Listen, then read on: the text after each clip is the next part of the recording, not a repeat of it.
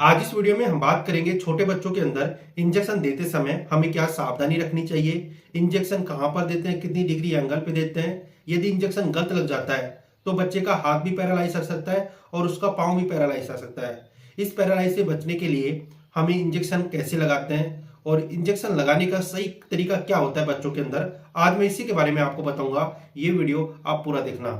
बच्चों को हम इंजेक्शन क्यों देते हैं? बच्चे कभी भी टैबलेट नहीं लेते, ये सिर्फ लेते हैं या हम उसे इंजेक्शन लगा सकते हैं। जैसे बच्चे को निमोनिया हो गया या कोई ऐसी बीमारी हो गई, अस्थमा हो गया या उसे जुकाम हो गई, खांसी हो गई, ऐसी अनेक सारी बीमारियां होती है जो बच्चों के अंदर हो सकती है और ये मौसम के अनुसार होती है। तो बच्चों को हम सिरप दे सकते हैं और इंजेक्शन दे सकते हैं। अब बच्चों को हम इंजेक्शन कहाँ पे लगा सकते हैं? जैसे यदि आप टीके लगाते हो तो शोल्डर के ऊपर लगाते हो, हिप शोल्डर के ऊपर लगाते हो, इंजेक्शन लगाते हो हिप के ऊपर लगाते हो, और एक थाई और आती है बच्चे की, वहां पर भी हम इंजेक्शन लगाते हैं। लेटर साइड होती है, जैसे ये बच्चे की थाई है और बच्चे का जो ये लेटर वाला पार्ट होता है ना, लेटर और मिडिल वाला पार्ट, यहाँ पर हम बच्चे को इंजेक्शन लगाते हैं। सबसे पहले हम बात करेंगे शोल्डर पर हम इंजेक्शन कैसे लगाते हैं। जैसे बच्चे का जो शोल्डर होता है ना बहुत पतला होता है और उसके अंदर फैट भी कम होता है, फैट भी कम होता है, मसल्स भी कम होती है। उस कंडीशन में जो बच्चे की निडल आती है ना इंजेक्शन देने की, जो बहुत आगे से छोटी होती है, बहुत बारीक होती है। यदि बच्चे का हाथ और भी पतला है, आपने कभी देखा है कि आपके हॉस्पिटल के अंदर बच्चे आते हैं, 2 साल के 1 साल के बच्चे आते हैं, बहुत पतले आते हैं, उनका वेट होता है ना एज से कम होता है। उस कंडीशन के अंदर आप जो बच्चों की निडल आती है उससे भी आप इंजेक्शन लगाते हो ना, तो बच्चे का जो शोल्डर है ना वहां पर पैरालाइज आ सकता है। क्या होता है कि जो हमारा बॉडी होती है उसके अंदर बहुत बारीक नर्व सिस्टम होता है और ये नर्व सिस्टम हमारे ब्रेन से कनेक्ट करता है। जो भी मैं हाथ मूवमेंट कर रहा हूं ये नर्व सिस्टम करा रहा है। उसी प्रकार से हाथ के अंदर भी नर्व होती है। यदि हम जो निडल है ये पूरी बच्चों की 90 डिग्री एंगल पे डेल्टोइड मसल पे लगाते हैं तो क्या होता है कि जो निडल है ना ये आगे से जो नर्व के अंदर लग जाती है। यदि एक बार नर्व के अंदर लग जाती है निडल तो हाथ के अंदर पैरालाइज आ सकता है। उस कंडीशन में आपको क्या करना है कि आपको जो एंगल है ना 90 डिग्री ना करके आपको 70 से और 90 डिग्री के बीच में आपको एंगल रखना है और ऐसे लगाना है, जिससे क्या है कि जो निडल है ये मांस के अंदर तो रहे और उस नर्व के अंदर ना लगे। जिससे क्या होता है कि बच्चे के अंदर जो हाथ के अंदर पैरालाइज होता है ना, ये इसकी संभावना सबसे कम हो जाती है। अब आप किसी बच्चे को टीका लगा रहे हो, टीका लगाते समय क्या होता है कि आपने जल्दी से टीका लगाया और कुछ समय के बाद बच्चे के हाथ के अंदर दर्द होना स्टार्ट हो गया, बच्चा हाथ भी नहीं उठाता ऊपर। उस कंडीशन में क्या होता है कि जो बच्चे की मसल्स थी ये इंजर हो गई। क्या होता है कि जब भी हम बच्चे को टीका लगाते हैं तो टीके की जो निडल आती है ना ये अलग से आती है। यदि हम उस निडल को चेक नहीं करेंगे, आगे से वो निडल है बेकार हो चुकी है और आगे से बैंड हो गई और आप उस निडल को लगा देते हो, तो उस कंडीशन में क्या होता है कि जो मसल्स, जो टिश्यू थे, जो स्किन थी, वे अंदर से फट जाती है और कुछ समय के बाद वहां पर सूजन आना स्टार्ट हो जाती है और वहां पर दर्द होना स्टार्ट हो जाता है।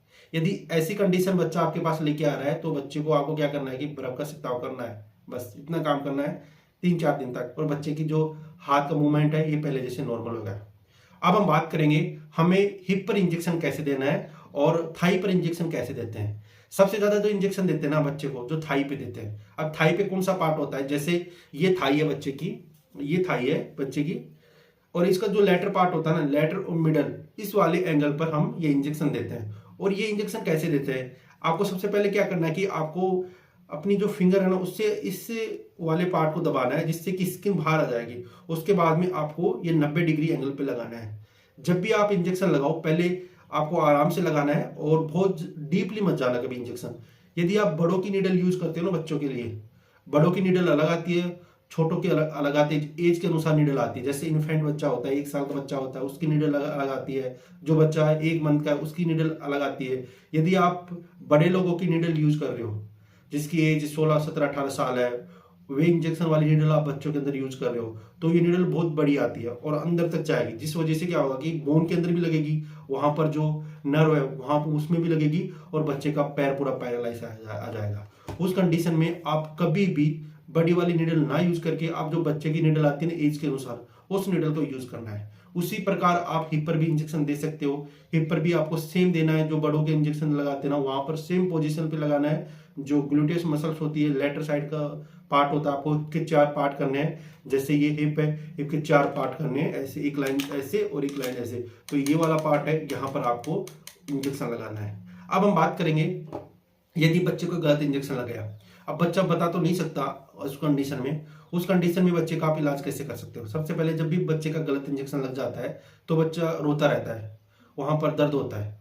कुछ समय के बाद जो बच्चा हाथ पांव मूवमेंट कर रहा था, जैसे पैर में इंजेक्शन लगा तो पैर का मूवमेंट कम कर देता है, हाथ का मूवमेंट कम कर देता है, उस कंडीशन में आपको बर्फ का छिड़काव करना है। और क्रीम आती है मेडिकल स्टोर पर, थ्रोम्बोकॉप क्रीम नाम आती है, ये क्रीम से आपको बच्चे की मसाज करने हैं और बच्चे का पाँव मूवमेंट कराना है। यदि रियल के अंदर उसके नर्व के अंदर ये इंजेक्शन लग गया तो रिकवर होने में टाइम लगता है, और उस कंडीशन में आप न्यूरो वाले डॉक्टर के पास उस बच्चे को ले जाओ और बच्चे का इलाज कराओ। आपने गांव के अंदर देखा होगा, बचपन में इंजेक्शन लगा था किसी बच्चे के, आपने सुना भी होगा, और बड़ा होता हुआ उसका हाथ, उसका पाँव, उसका पैरालाइज आ गया, हाथ काम करना बंद कर दिया, पैरालाइज का पाँव काम करना बंद कर दिया। ये सब होता है इंजेक्शन गलत लगने का तरीका। यदि इंजेक्शन गलत लग जाता है तो उस पाँव को और उस हाथ को रिकवर होने में टाइम लगता है। यदि नर्व पूरी बेकार हो चुकी तो उसका पाँव कभी भी पैरालाइज, कभी भी ठीक नहीं होगा, ऐसा पूरी जिंदगी भर रहेगा। यदि ये वीडियो आपको अच्छा लगा, वीडियो को लाइक कर देना और मेरे चैनल को सब्सक्राइब कर देना। वीडियो देखने के लिए थैंक यू सो मच।